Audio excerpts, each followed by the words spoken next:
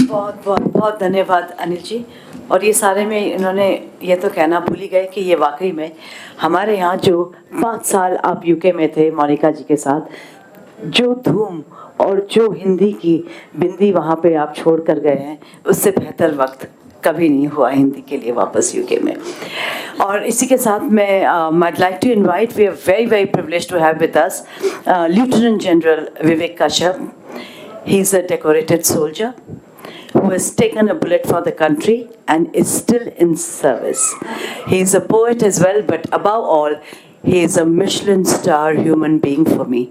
Lieutenant General, please come. Stage is yours. Thank you.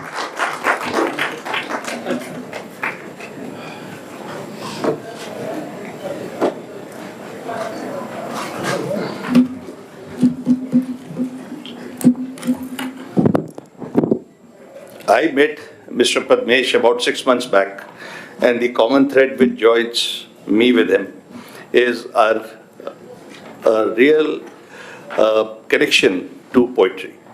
When I met him the first time, about I think in the month of October in Lucknow last year, and I was supposed to meet him. There was some official function, and I had been called for dinner to a common friend's place, and I was very late after that dinner.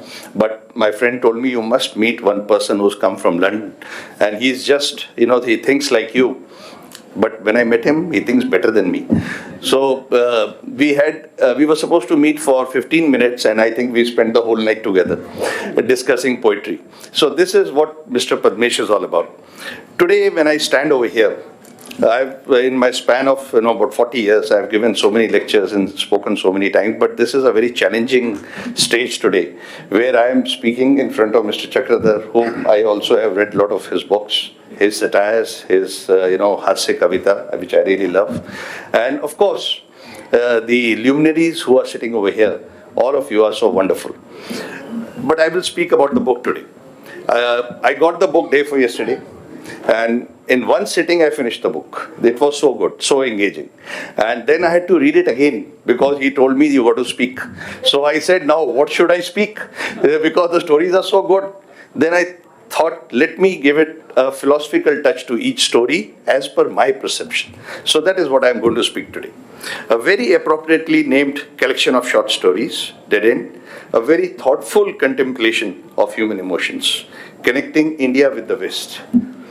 I will try to analyze his creativity in philosophical mode and dynamism in the flow of emotion in each story. I will not cover every story now. Everybody is worried he's going to cover all stories. So, human brain, no problem. Human brain is wired with 7 basic emotions. And, this was a caveman's brain. And only one emotion is called happiness. And 6 emotions are sadness, fear, anger, surprise, disgust, and contempt.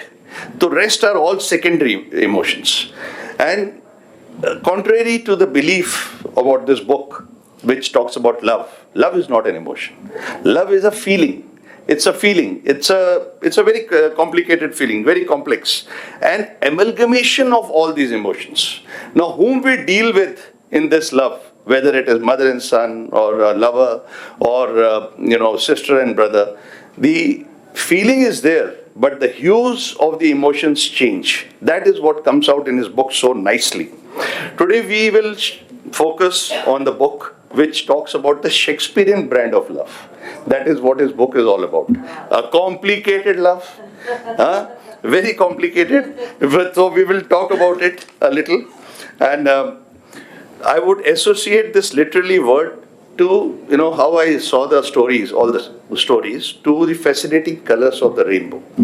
A rainbow also has a varying mix of 7 colors, with no start and no end, rather a dead end. So that is how these emotions connect with the rainbow in his books. In his book, this book, every story is very carefully crafted in mosaic of human relationships and brings out 3 basic thoughts. What actually is love? Can we ever understand the true nature? Can we predict the action of a person whom we love?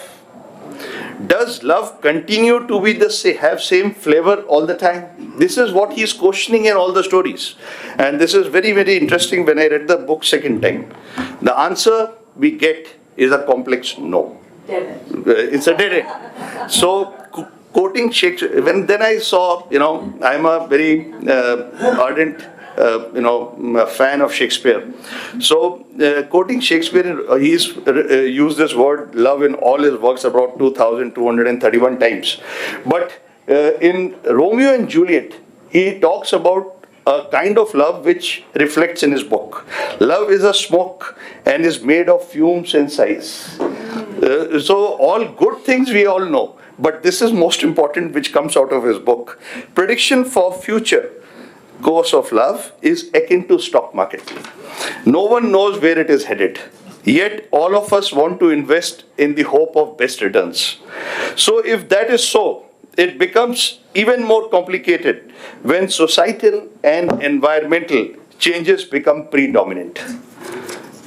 Dr. Gupta very craftily weaves an ornate tapestry of love dynamics in his book, whether it is Anisha in Unacceptable, or Suzanne in Women Only Love Once, or yours Shivani in Yours Shivani, all undergo transformational change in 3 pages of the story, which is very beautifully crafted. That is what, how the love moves. And, when I was reading the last story, then a couplet from Gulzar Saab came to my mind.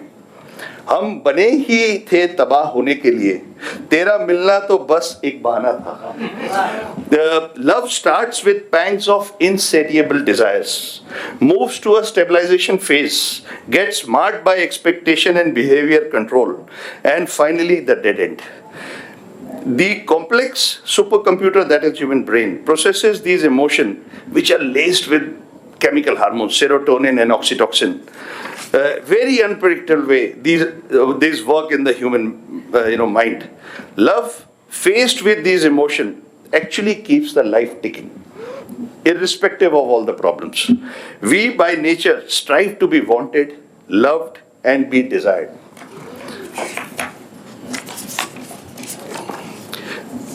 This is what keeps our quest for the power to appear important, boutique tailoring to look smart, beauty salons to enhance our desirability, and this also helps the industry to make money. So that is the entrepreneur part of the love. But at the start of a journey and at the final destination, a human quest has always been to be happy. In pursuit of happiness, we experiment with life, often disregarding people who care and actually matter in our life.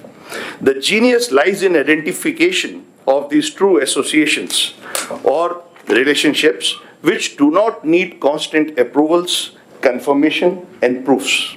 The book Dead End aptly highlights the philosophy of living in the moment, carpe diem. That highlights in all his stories that is very, very clear. We must have a destination, but we should not wait for that destination to come to express our true feelings to the people whom we really like. That is very important. We miss out the boat. The journey is far more engaging and important than the destination. Enjoy the journey with true gusto and happiness. Savor the fragrance of the flowers on the way. We really do not know where the destination of life is, and when suddenly we will hit our last breath or the dead end. I applaud Dr. Gupta for creating these short stories with vibrant hues of rainbow emotions. Most of us will feel intimately connected. Now, you don't have to agree to me, but in heart of heart you will do when you read the book. Most of us will feel intimately connected to at least one character in every story. You will feel connected if you read it carefully. So great work. My good wishes for your future endeavors, and God bless.